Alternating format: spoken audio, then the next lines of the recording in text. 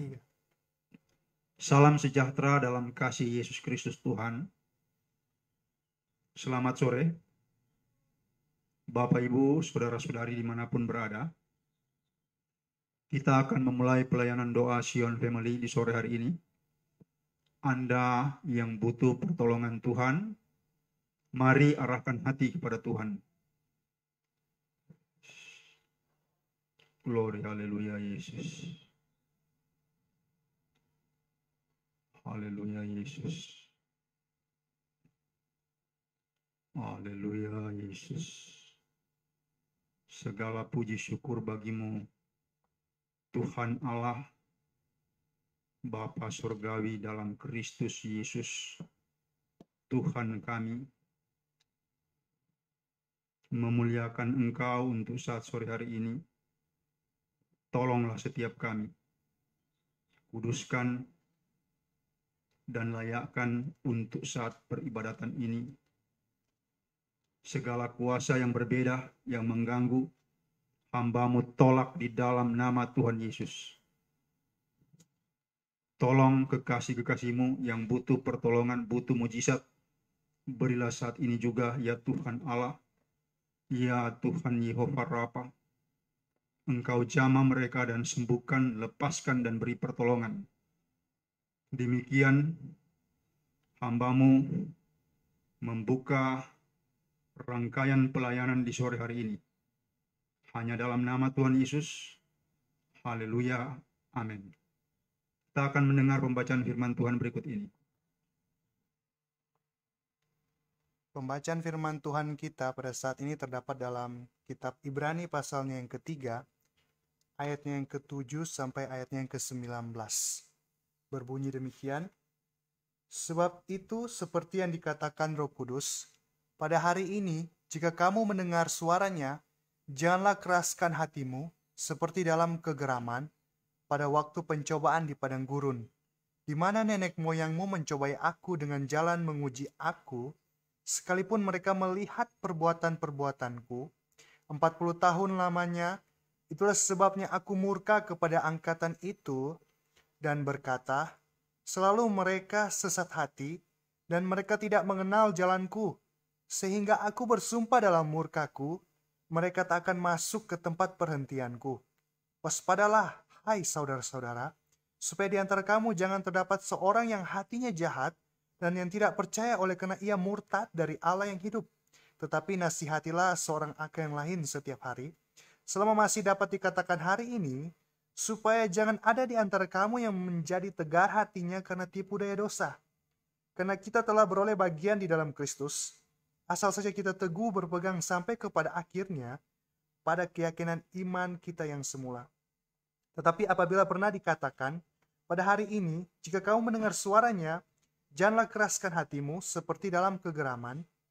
Siapakah mereka yang membangkitkan amarah Allah, sekalipun mereka mendengar suaranya? Bukankah mereka semua yang telah keluar dari Mesir dan di bawah pimpinan Musa? Dan siapakah yang ia murkai 40 tahun lamanya?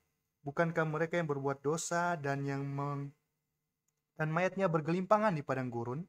Dan siapakah yang telah ia sumpahi bahwa mereka tak akan masuk ke tempat perhentiannya? Bukankah mereka yang tidak taat?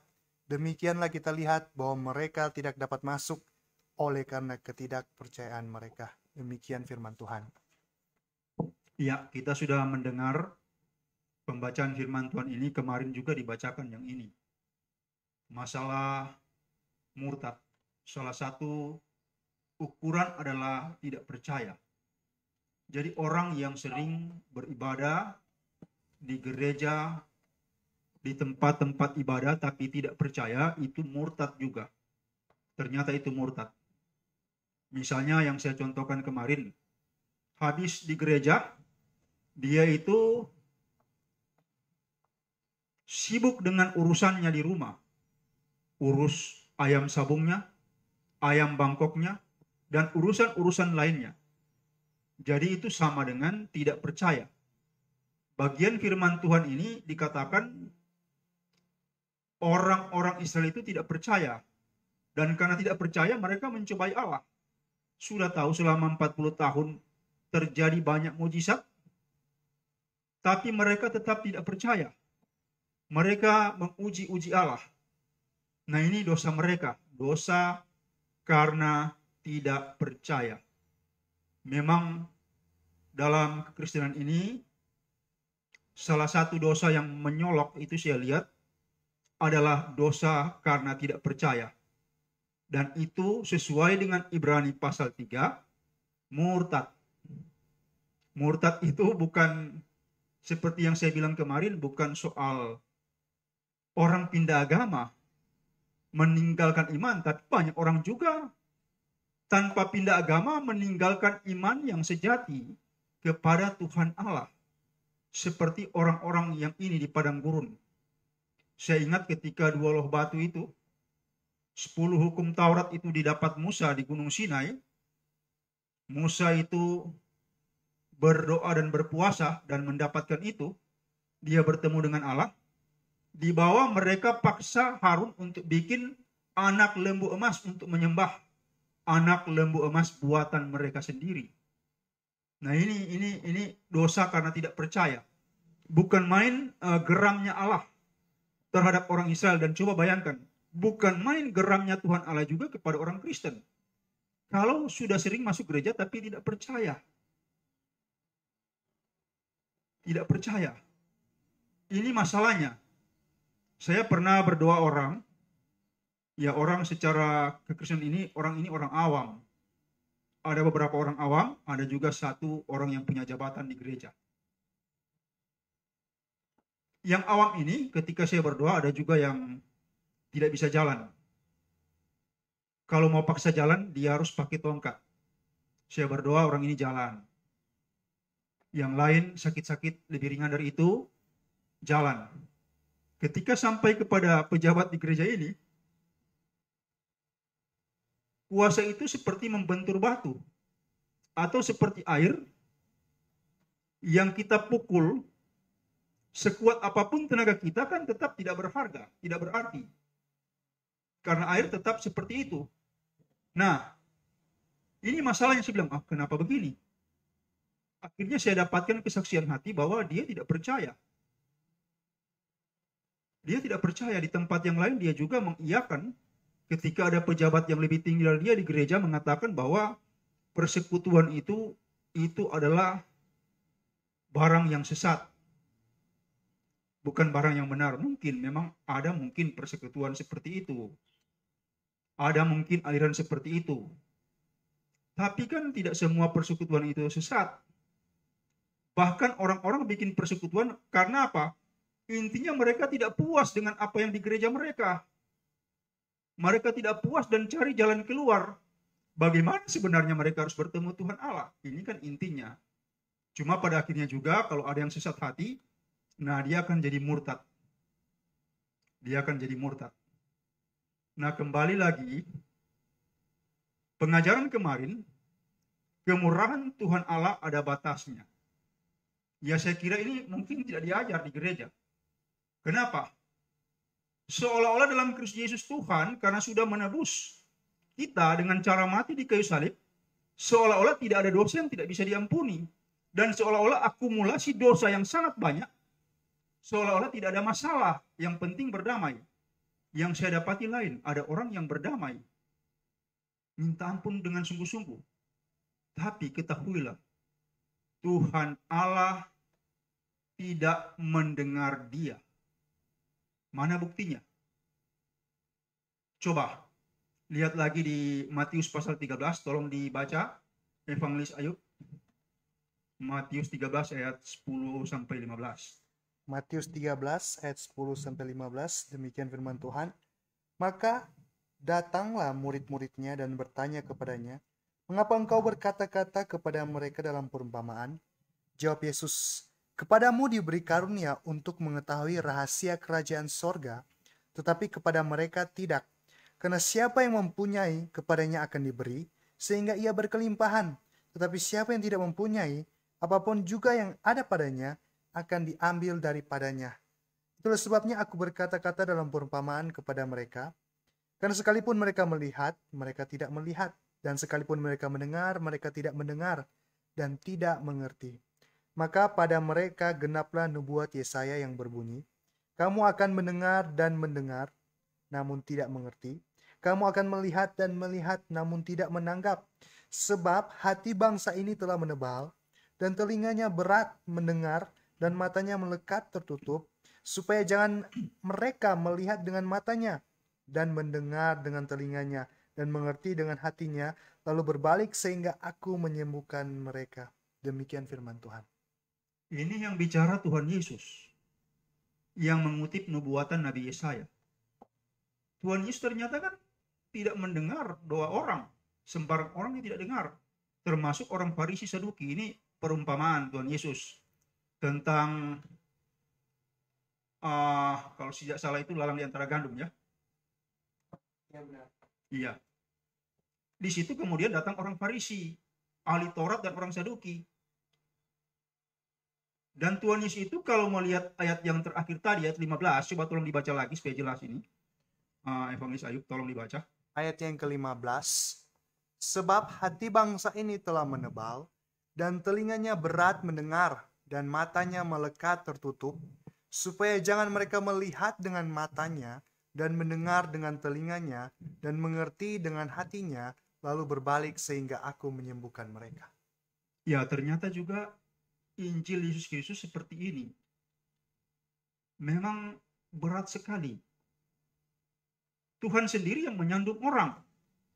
Kenapa? Karena terlalu jahat. Hati mereka itu jahat. Kelakuan mereka bejat.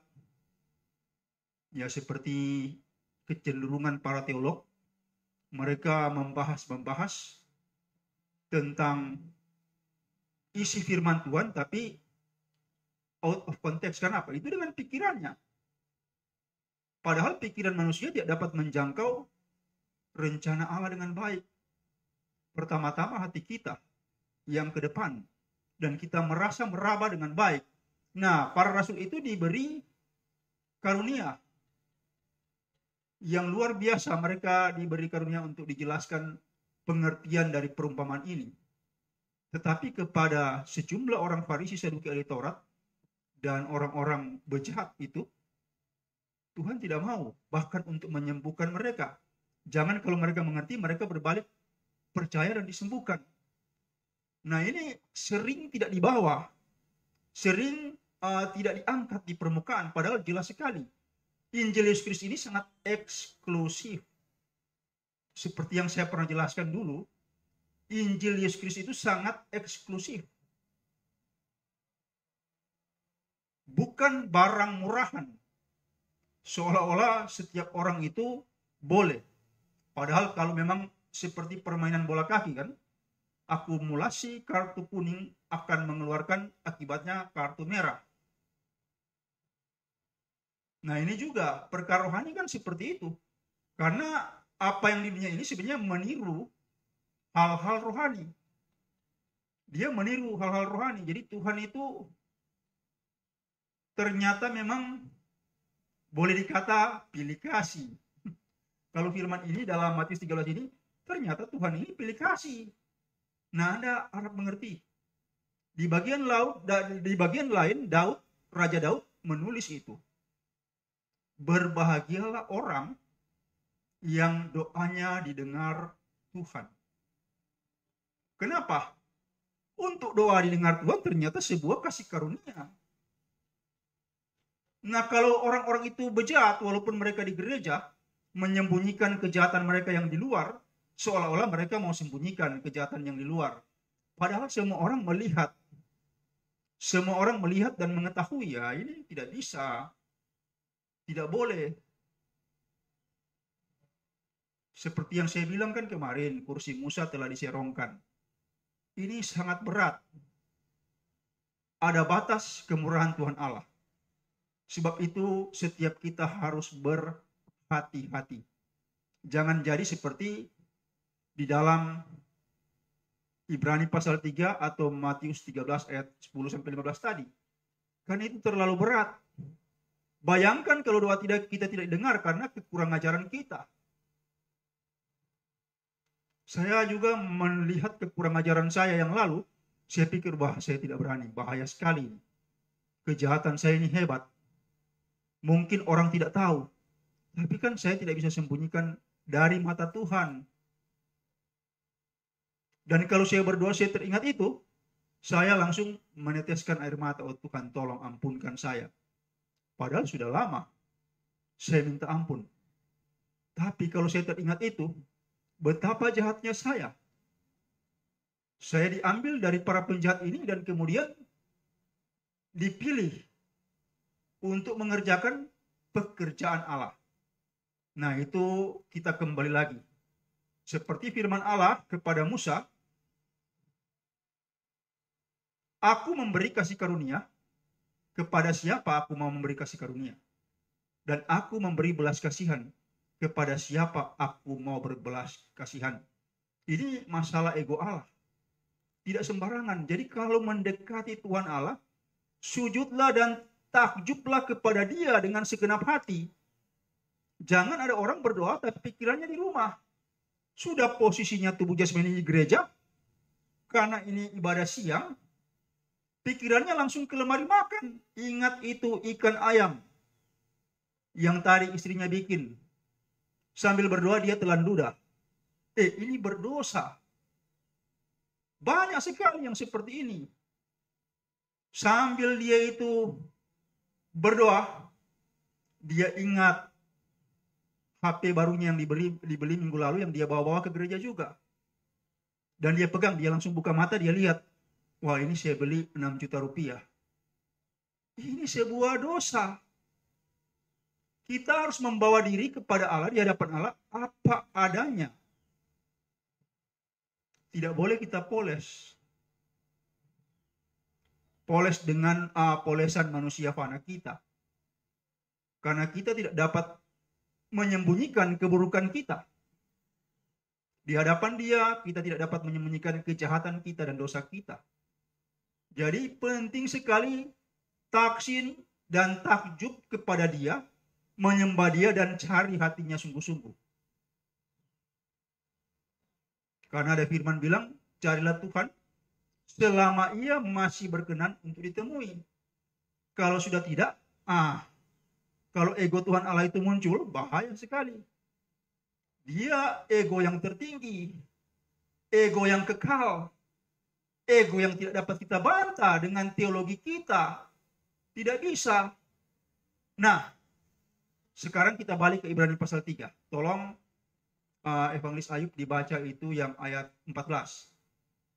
Ibrani pasal 3 ayatnya yang ke-14 berkata demikian, karena kita telah beroleh bagian di dalam Kristus, asal saja kita teguh berpegang sampai kepada akhirnya pada keyakinan iman kita yang semula. Ya. Sebenarnya setiap kita ketika kita bertobat, ada bagian yang diberi Allah, dijanjikan Allah. Cuma harus kita kerjakan sedemikian rupa. Kita harus jaga sedemikian rupa. Di saya itu ada orang seperti Bro Edi Sutanto, yang seperti juga Bro Hendro, si Hombing, yang seperti Catherine Mudakin, yang seperti Ibu Ros David, dan lain-lain. Termasuk orang yang seperti Agus Saragi. Itu orang yang memang betul-betul punya kerendahan hati untuk mendekatkan hati mereka kepada Tuhan Allah. Jadi pertahankan itu. Pertahankan itu. Karena apa? Telah mendapat bagian. Kalau Anda juga yang belum dapat sampai di tingkat itu, belum dapat bagian, carilah sungguh-sungguh agar Anda dikenan Tuhan Allah. Masalahnya dengan kita jadi Kristen, bukan berarti kita dikenan Allah. Dengar baik-baik. Dengan kita menjadi Kristen, bukan berarti kita dikenan Allah. Karena kalau melihat itu di agama Yudaisme saja, sebagai induk agama Kristen, induk agama Katolik, ternyata banyak orang yang tidak dihargai Allah. Termasuk orang Farisi yang kerjanya membahas firman di sinagog. Pandangan-pandangan mereka itu memang menakjubkan. Tapi sayang kalau tidak dikenan Allah, Anda juga boleh berpikir yang canggih-canggih seperti itu. Tapi cari perkenanan Tuhan Allah dan jangan murtad. Jangan sementara beribadah kita pikir urusan-urusan yang fana. Karena berarti apa? Kita bawa sampah di hadapan Allah. Kok sementara ibadah karena engkau baru beli 3 hari lalu cincin yang mahal, misalnya cincin safir atau ruby, yang harganya mungkin ratusan juta rupiah, yang diikat dengan emas, dikelilingnya berlian, sambil ibadah, engkau teringat itu, engkau buka mata dan lihat di tanganmu cincin itu. Betapa jahatnya. Betapa tidak dikenannya hal-hal seperti ini. Silakan yang lain Anda cari. Yang kemarin saya sudah bahas mengenai togel, toto gelap. Bahwa itu sebuah perjudian. Dan banyak sekali perjudian. Tapi kalau saya tidak mau berjudi dengan hidup saya taruhkan saja kepada Tuhan Allah dan saya berjalan menurut rencana dan kehendaknya. Karena saya hanya manusia biasa. Banyak kekurangan dan berdosa, serta ada kalanya jahat. Saya harus betul-betul mencari kasih karunia Allah sampai mendapatkan hati Tuhan. Saya kira ini saja. Pertahankan, Anda yang sudah sampai itu pertahankan, sehingga kalau Anda meninggal dunia, Anda berada di tempat yang tepat. Anda juga yang bingung posisi Anda, mungkin Anda pikir doa Anda tidak dengar Tuhan Allah, carilah hatinya. Musa saja yang derajatnya luar biasa itu, Anda tahu dia berdoa seperti apa? Pasir di bawah, dia tiarap di pasir. Aneh sekali kalau kita berdoa itu duduk di kursi, kemudian kita membusungkan dada, menikahkan diri, sedangkan selevel Musa saja yang luar biasa itu, salah satu kaki dia di hadapan Allah, dia tiarap rata badan ke pasir di gurun. Itu luar biasa. Kenapa? Dia mau cari dengar perkataan Allah apa. Nah, saya kira cukup sampai di sini firman Tuhan. Jauhi diri dari kemurtatan, ketidakpercayaan kepada Tuhan Allah akan membuat orang itu jadi murtad. Saya tahu Anda adalah orang yang percaya. Bahkan beberapa di antara Anda itu telah menerima mujizat. Orang yang menerima mujizat berarti dia percaya. Pertahankan itu. Pertahankan. Agar engkau tidak tetap dikenan Tuhan Allah. Tuhan Yesus memberkati Anda dengan firman Tuhan ini. Tuhan memberkati Anda. Amin. Puji Tuhan, kita telah diberkati melalui kebenaran firman Tuhan yang telah dibawakan oleh Pastor Lefran Tekumansang yang membahas bagaimana supaya kita tidak murtad dan berkenan di hadapan Allah. Dan saat ini kami membuka pelayanan doa bagi saudara-saudari yang mengalami sakit penyakit atau mengalami masalah. Kami membuka pelayanan doa melalui via WA dengan nomor 0812 88559499 dengan nomor WA 0812 88559499. Dan ini juga telah masuk melalui via Facebook. Yang pertama-tama dari saudari Angel Glady Meruntu. Salam Pak Pendeta, haleluya, amin. Ya, terima kasih Bro Hendro dan Ibu Angel. Tuhan memberkati Anda dengan kesehatan, kekuatan, dan damai sejahtera.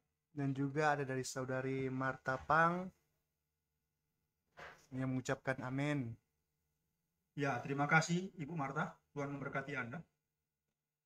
Dan juga ada dari saudari Tautela yang sedang menonton. Saudara Tautela. Ya, Tuhan memberkati Anda, Bro. Dan juga dari Arni Friska Butar-Butar yang sedang menonton. Dan juga dari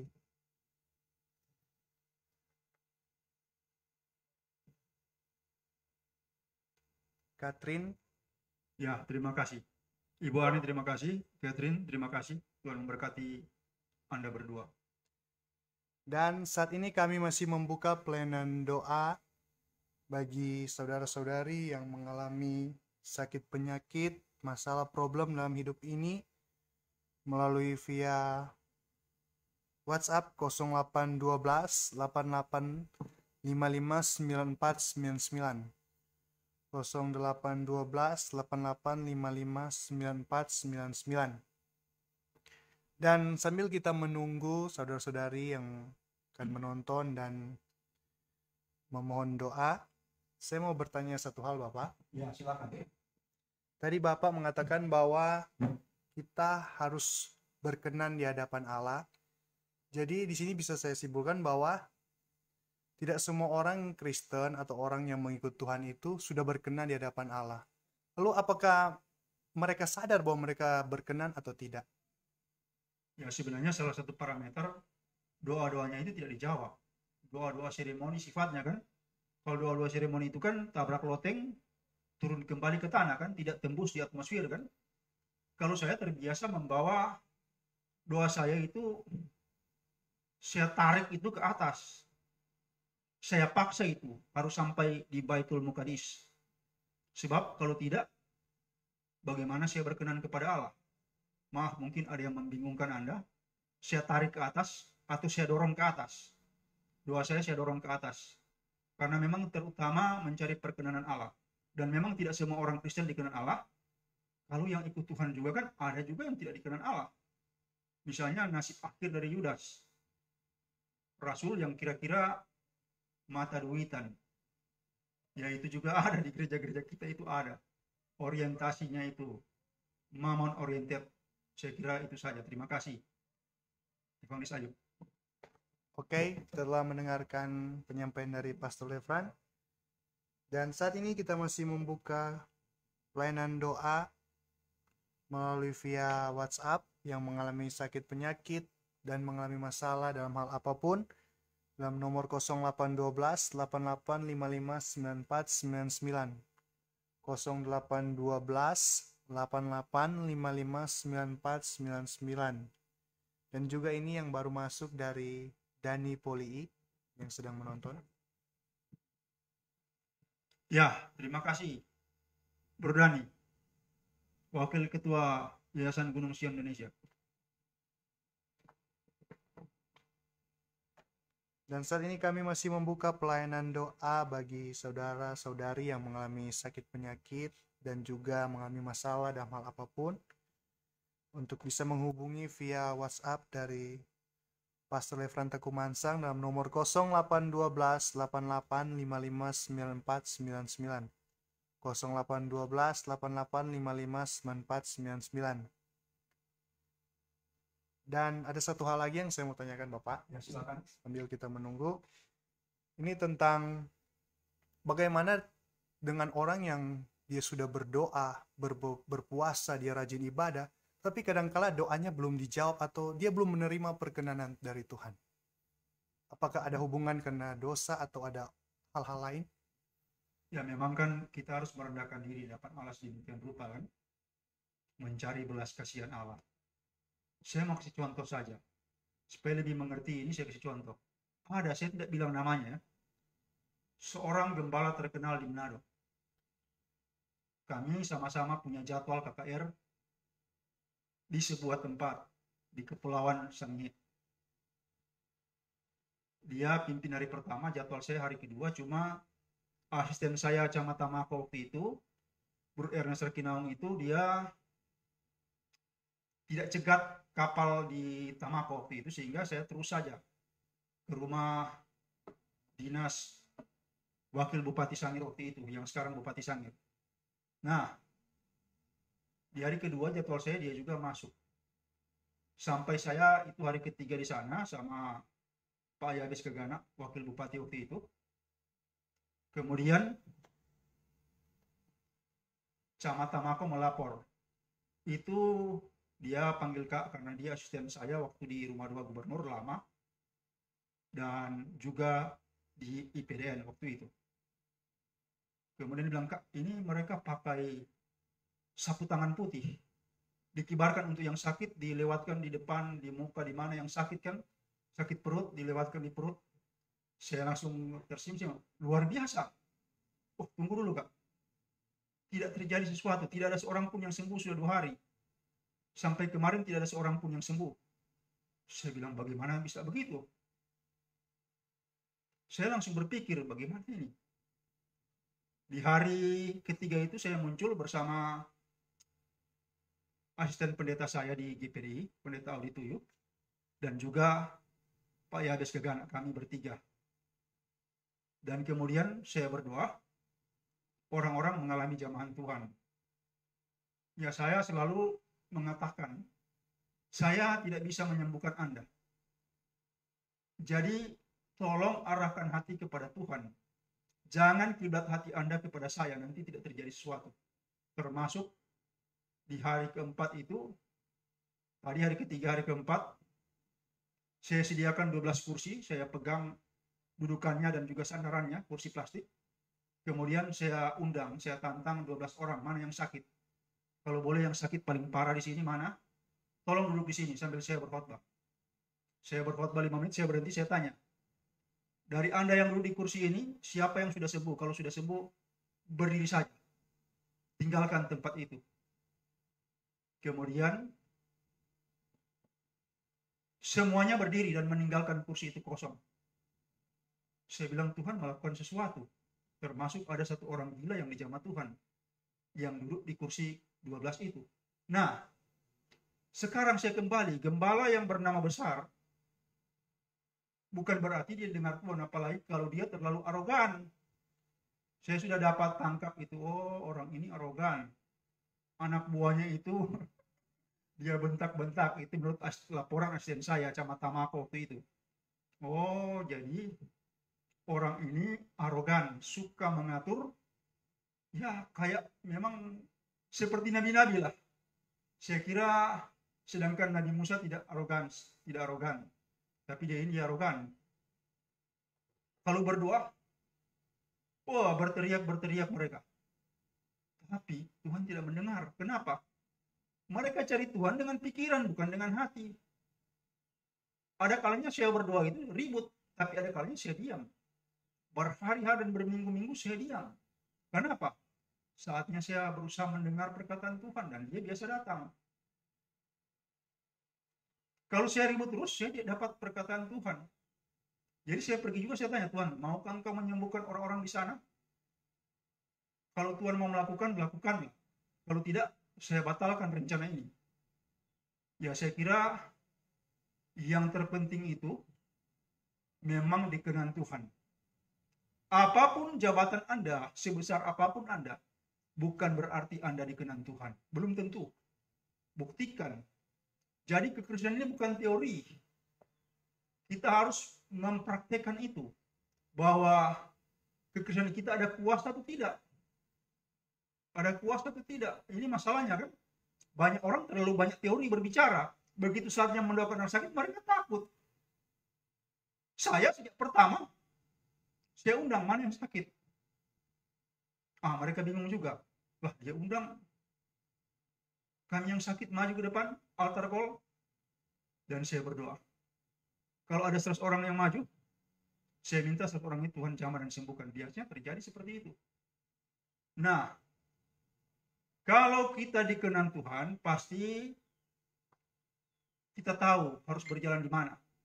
Tapi kalau kita tidak dikenan Tuhan, kita tidak tahu bagaimana. Sehingga kita ukur sering diri kita terlalu tinggi. Dan akibatnya pada praktiknya nol besar, tidak ada apa-apanya seperti contoh tadi. Ya, saya kira demikian Evangelis Ayub. Terima kasih. Ya, puji Tuhan kita telah mendengarkan penyampaian dari Pastor Lefran. Bagaimana supaya doa kita dijawab dan kehidupan kita berkenan di hadapan Tuhan ternyata sangat penting. Karena ada banyak orang yang hanya berkedokan kekristenan tetapi dia tidak berkenan di hadapan Tuhan. Oleh sebab itu, karena belum ada yang masuk, saat ini kami mau kembalikan ke Bapak Sulefran, mungkin ada yang mau disampaikan. Ya. Untuk sementara kan tidak ada. Tadi kan masalah dikenan Tuhan. Silakan cari perkenanan Tuhan. Buka hati selapang-lapangnya. Dan pikiran itu takluk kepada hati Anda. Hati adalah raja. pikiran adalah panglima. Banyak orang panglimanya jalan cepat sekali, rajanya ketinggalan. Akibatnya dia tidak dapat apa-apa kan? Kalau saya, hati dulu. Ada kasus-kasus keberangkatan saya kemana-mana, itu saya cari dulu kesaksian hati. Kalau tidak dapat, bahkan disuruh jangan, saya tidak lakukan. Kenapa? Berarti nihil. Nah, itu pesan saya, cari perkenanan Tuhan. Ya, terima kasih Pak. Ya, saat ini kami membuka pelayanan doa untuk sesi yang terakhir ini bagi siapa saja yang mengalami sakit penyakit dan yang mengalami beban masalah apapun itu. Kami buka pelayanan doa dalam via WhatsApp 0812 8855 9499 0812 8855 9499. Dan saat ini kami kembalikan ke Bapak Levran, mungkin ada doa bagi untuk menutup. Kalau tidak ada saya tutup saja ya. Evangelis Ayub. Ya. Oke. Anda pegang bagian yang sakit di tubuh Anda. Yang ada roh jahatnya juga pegang dengan tangan kanan. Yang sial, angkat tangan kanan Anda. Yang keluarga Anda bermasalah, coba pegang daya Anda dengan tangan kanan. Oke. Yesus. Asyahini mahayana wasyahini. Irayena lakaya dan nande sabaya wastak iminata lagaya. Engkau jama yang sakit dan sembuhkan rasa sakit keluar, rasa sakit hilang, dan roh penyakit penyah di dalam nama Tuhan Yesus. Roh jahat keluar lewat mulut mereka. Ya sanaya lardanaya wasadini, Koryande lagaya ratabaya nardah wasakiminata, raka ratayana sadahim asanaya, engkau jama, lepaskan yang terikat. Dalam nama Tuhan Yesus. Asyahilahim. Demikian sialnya dalam nama Tuhan Yesus. Sial dalam penghidupan, dalam usaha pekerjaan, sial dalam rumah tangga enyah dalam nama Tuhan Yesus. Beri mereka kemujuran, keberuntungan, dan hidup yang baik dalam nama Tuhan Yesus. Engkau tolong kekasih-kekasihmu ini. Jamah, masalah apapun juga, mereka yang angkat tangan kanan, engkau jamah dan urapi mereka. Tolong Tuhan, selesaikan. Tetapi yang engkau luaskan bermasalah, mampukan mereka. Beri mereka kekuatan dalam nama Tuhan Yesus. Demikian hamba-Mu berdoa, tolong kekasih-kekasih-Mu ini jauhkan dari sakit penyakit, dari wabah, dari bencana, dari malapetaka. Jauhkan dari niat jahat manusia dan niat jahat para roh, dilindungkan mereka, dijagakan, dipeliharakan mereka dalam rencana dan kehendak Allah. Bukakan hati mereka agar terang Tuhan ada dalam hati mereka. Mereka boleh melihat kemuliaan Tuhan dan mulai berjalan sesuai dengan rencana Tuhan Allah. Dalam nama Tuhan Yesus, hamba-Mu menutup rangkaian pelayanan ini. Hanya dalam nama Tuhan Yesus, Engkau jua yang sempurnakan seluruh rangkaian pelayanan ini. Dalam nama Tuhan Yesus, haleluya, amin.